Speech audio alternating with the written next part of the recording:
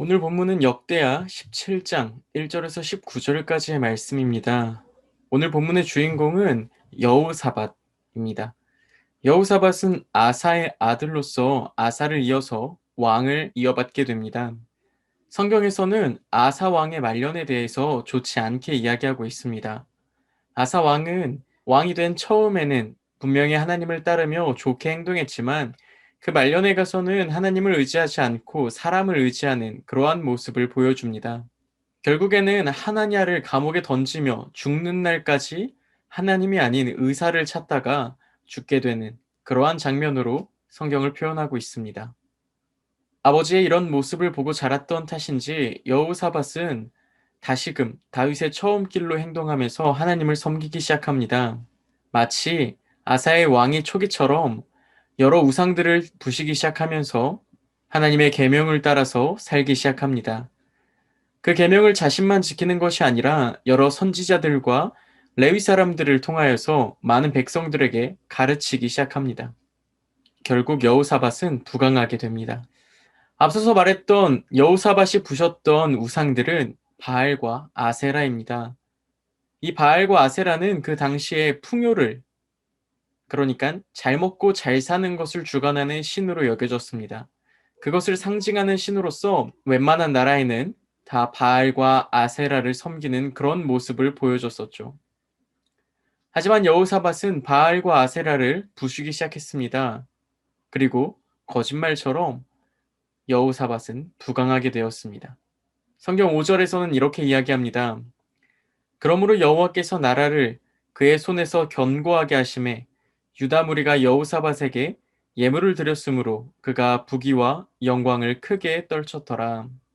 이어서 11절에서는 블레셋 사람들이 그리고 아라비아 사람들이 수많은 조공을 바치기 시작합니다. 또한 하나님께서는 10절에서 다른 나라들에게 두려움을 주셔서 여호사밧을 두려워하고 싸움을 하지 않게끔 하십니다. 여호사밧은 유다의 왕으로서 부강하게 됐죠. 살다가 보면은 말씀을 뒤로 할 때가 정말 많습니다. 그리고 아마도 그 말씀을 뒤로 한 가장 큰 변명은 시간이 없어서일 것입니다.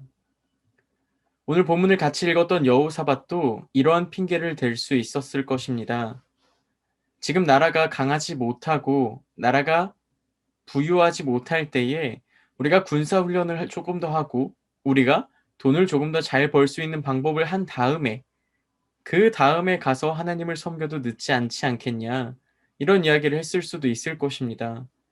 그리고 굳이 잘 세워져 있는 바알과 아세라, 풍요를 상징하는 이 신들을 굳이 지금 부술 필요가 있겠느냐라고 이야기할 수도 있을 것입니다. 하지만 여호사밧의 행동은 조금 달랐고 하나님의 방법은 더 달랐습니다. 풍요를 상징하는 바알과 아세라를 부셨을 때에 하나님께서는 큰 재물을 주셨고 모든 나라의 백성들이 계명을 지키고 계명을 가르치고 하나님의 말씀대로 살기 시작할 때, 말씀으로 무장하기 시작할 때 하나님께서는 다른 나라들에게 두려움을 주셔서 그들로 하여금 싸움을 하지 않게끔 하셨습니다. 하나님의 방법은 가끔 이성적이지 않고 논리적이지 않고 이치에 맞지 않을 때도 있습니다. 하나님이 어떻게 행동하시든 하나님이 역사하시는 방법은 정말 다양하기 때문입니다. 때로는 논리적일 때도, 때로는 논리적이지 않을 때도. 오늘 여호사밧의 행위처럼 다른 나라들이 아무것도 가진 것이 없는 여호사밧을 두려워할 이유가 없음에도 불구하고 하나님은 두려움을 주셔서 싸움을 하지 않게 하셨던 것처럼 하나님의 방법은, 하나님의 그 놀라우신 계획은 우리가 알 수가 없습니다. 하지만 단 한 가지 확실하게 말할 수 있는 것은 하나님을 구하고 계명을 지키고 말씀을 따라 살아갈 때에 반드시 하나님께서 역사하시고 우리 가운데 행하신다는 사실입니다. 오늘 말씀을 묵상하시면서 오늘 하루도 하나님과 동행하면서 말씀을 따라 살아가는 하루가 되기를 소망합니다.